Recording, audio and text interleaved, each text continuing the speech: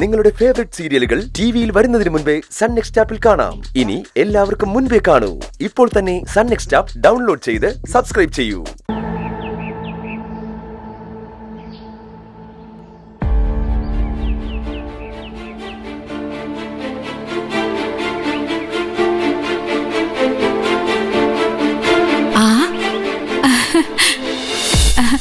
വന്നിട്ട് അവിടെ തന്നെ നിൽക്കുകയാണോ?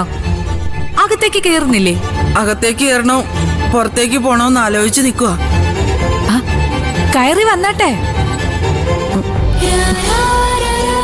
എന്താ കുടിക്കാൻ എടുക്കണ്ടേ? ചായയോ കാപ്പിയോ? കുടിക്കാനൊന്നും എടുക്കണ്ട. എവിടെയാ ശ്രുതിമോള്? അവളെ ഒന്ന് കാണണം, അതിനാ വന്നത്. ശ്രുതിമോളെ, ശ്രുതിമോളെ, മോളെ, മോളെ ചക്കി സുഖാണോടാ? ഇങ്ങോട്ടുള്ള വഴിയൊക്കെ അറിയോ? എല്ലാ ദിവസവും വിചാരിക്കും വരണോന്ന്. ഓരോ തിരക്കല്ലേ മോളെ. മോക്ക് സുഖാണോ?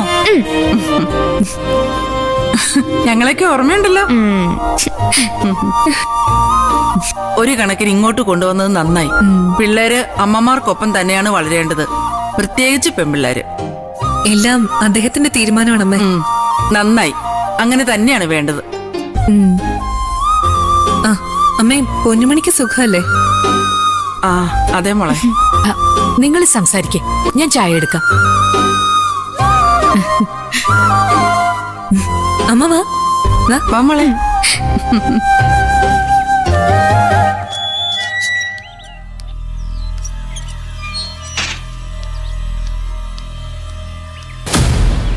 ഒന്ന് നിന്നേ. രണ്ടിലൊന്ന് തീരുമാനിച്ചിട്ട് അകത്തേക്ക് കേറിയാ മതി. നിങ്ങളുടെ മരുമകളെ അഴിച്ചുവിടാനാണോ നിങ്ങളുടെ തീരുമാനം? അഴിച്ചുവിടാൻ അവളെന്താ പശുവോ പട്ടിയോ വല്ലോ ആണോ? അതായിരുന്നെങ്കിൽ ഇതിനേക്കാളും ഭേദമായിരുന്നു. നടു റോഡിൽ വെച്ച് ചന്ദ്ര അവളെ തല്ലിയതൊക്കെ അറിഞ്ഞല്ലോ അല്ലേ? വീഡിയോ ഇരിപ്പുണ്ട്, വേണമെങ്കിൽ കാണിച്ചു തരാം. എനിക്ക് കാണണ്ട. മറ്റുള്ളവർക്കൊരു ഗതികേട് വരുമ്പോ അത് കണ്ട് കൈയടിക്കുന്ന കുറച്ച് ആളുകളുണ്ട്. ആ കൂട്ടത്തിൽ നീ എന്നെ പെടുത്തണ്ട. എടാ മനോഹര, നീ എന്താ ഞങ്ങൾ പറയുന്ന കേക്കാത്തെ? അവളെ ചൊല്ലി വക്കീലിന്റെ ജീവിതത്തിൽ പല പ്രശ്നങ്ങളും ഉണ്ടെന്നാ ഞാൻ അറിഞ്ഞത്. അതൊക്കെ കണ്ടാലും കണ്ണടച്ച് മിണ്ടാതിരിക്കണമെന്നാണോ നീ പറയുന്നേ? വക്കീലിന്റെ ജീവിതത്തിൽ ഉണ്ടായിരിക്കുന്ന പ്രശ്നങ്ങൾക്ക് കാരണം ദേവിക മോളല്ല, അവളാ ആ ചന്ദ്ര. ചന്ദ്ര സിദ്ധുവിന്റെ ഭാര്യയാ. ആ ഭാര്യയെ ഭാര്യയുടെ സ്ഥാനത്ത് അടങ്ങി ഒതുങ്ങി നിൽക്കണം.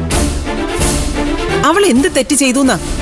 എവിടെയോ കയറി ഒളിച്ചിരുന്നിട്ട് സ്വന്തം ഭർത്താവിന്റെ സഹോദരിയെ ജയിലിലാക്കിയവളാ അവള്. അത് മാന്യതയാണെന്നാണോ നീ പറയുന്നത്? ദേവിക ചെയ്യുന്നത് മാന്യതയാണോ? ദേവിക മോൾ ഒരു തെറ്റും ചെയ്തിട്ടില്ല. സിദ്ധുവിന്റെ അച്ഛൻ ആശുപത്രിയിലായിരുന്നപ്പോ ഒന്ന് കാണാൻ പോയി. അതാരും ചെയ്യുന്ന കാര്യമല്ലേ. അതിനെയൊക്കെ തെറ്റിദ്ധരിക്കാൻ നോക്കിയാലേ അങ്ങനെയുള്ളവരോട് പോയി പണി നോക്കാനേ പറയാൻ പറ്റത്തുള്ളൂ.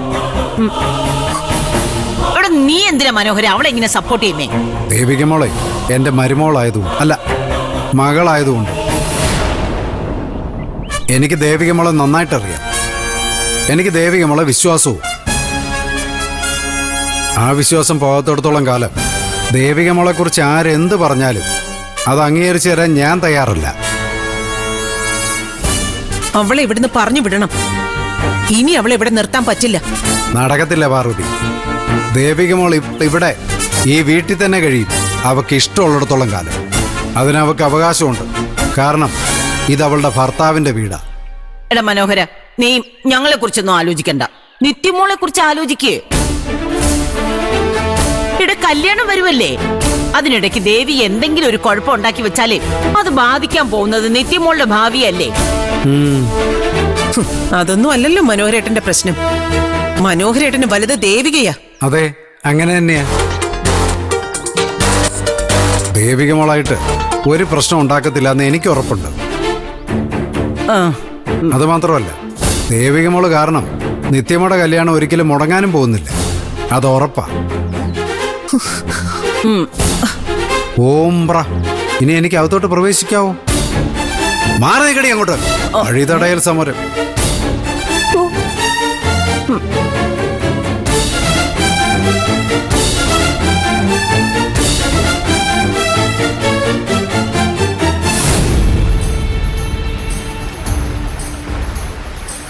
നിങ്ങളെ ഞാനൊരു പുതിയ ജോലി ഏൽപ്പിക്കാൻ പോവാം. ഇതുവരെ സ്വാമിയെ നിരീക്ഷിക്കാനാണല്ലോ ഞാൻ പറഞ്ഞിരുന്നത്. തൽക്കാലം സ്വാമിയെ നമുക്ക് വിടാം. പകരം വേറെ 2 പേരെ ഫോളോ ചെയ്യണം. അവരെന്ത് ചെയ്യുന്നു, പരസ്പരം കാണുന്നുണ്ടോ, അങ്ങനെയെല്ലാം നിങ്ങൾ കണ്ടുപിടിച്ചു തരണം. ഒരാള് ശരത്താണെന്ന് മനസ്സിലായി. മറ്റേയാള് ആരാണ് സർ? തങ്കച്ചി. ഞങ്ങൾ നോക്കിക്കോളാം സാറേ. ദേ, ശരത്ത് നിങ്ങൾ കരുതുന്ന പോലെ അത്ര നിസ്സാരക്കാരനല്ല. ഒരുപക്ഷെ സ്വാമിയെക്കാളും അപകടകാരിയാണവൻ. അതുകൊണ്ട് സൂക്ഷിച്ചു വേണം എന്തും ചെയ്യാൻ. ഈ ശരത്തും തങ്കച്ചിയും തമ്മിൽ എന്തൊക്കെ അടുപ്പങ്ങളുണ്ടെന്ന് ഞങ്ങൾക്ക് നേരത്തെ തോന്നിയിട്ടുണ്ട് സർ. അതെ, അതുകൊണ്ടാണല്ലോ 2 പേരെയും വാച്ച് ചെയ്യണമെന്ന് ഞാൻ പറഞ്ഞത്. ആ കൂട്ടുകെട്ട് വളരാൻ അനുവദിക്കരുത്. 2 പേരുടെയും ലക്ഷ്യങ്ങൾ ഏതാണ്ട് ഒന്ന് തന്നെയാണ്. അതുകൊണ്ട് ഒരുപാട് കാലമൊന്നും അവർ തമ്മിലുള്ള അടുപ്പം തുടരാൻ സാധ്യതയില്ല. പക്ഷേ ഉള്ളപ്പോൾ അത് മാരകമായിരിക്കും. നമ്മളെ അത് ദോഷകരമായി ബാധിക്കുകയും ചെയ്യും.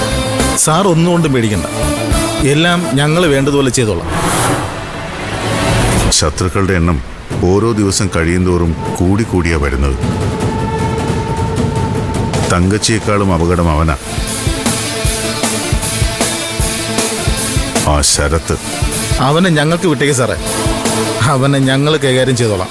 നിങ്ങൾ അവനെ നിരീക്ഷിക്കുന്നുണ്ടെന്ന് ഒരു കാരണവശാലും അവൻ അറിയരുത്. അറിഞ്ഞ അത് ദോഷം ചെയ്യും.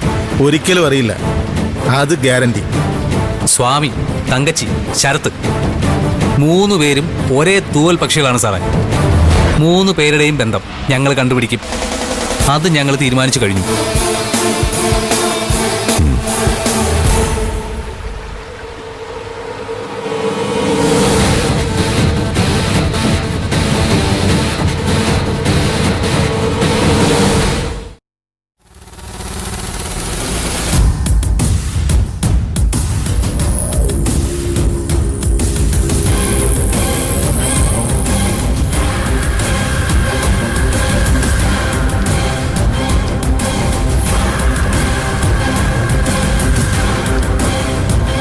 ദേവികയില്ലേ? ഉണ്ടെങ്കിൽ എനിക്ക് അവളെ ഒന്ന് കാണണം. കാണണ്ട, എനിക്ക് അവളോട് സംസാരിക്കാനുണ്ട്. സംസാരിക്കണ്ട. ഹ, അതെന്താ മനോഹര നീ അങ്ങനെ പറയുന്നേ? വീട്ടിൽ കയറി വരുന്നവരോട് കുറച്ച് മര്യാദയായിട്ട് പെരുമാറണ്ടേ? മര്യാദ അമ്മ എന്നെ പഠിപ്പിക്കണ്ട. ഇവളിപ്പോ വന്നിരിക്കുന്ന എന്തിനാണെന്ന് എനിക്ക് നന്നായിട്ടറിയാം.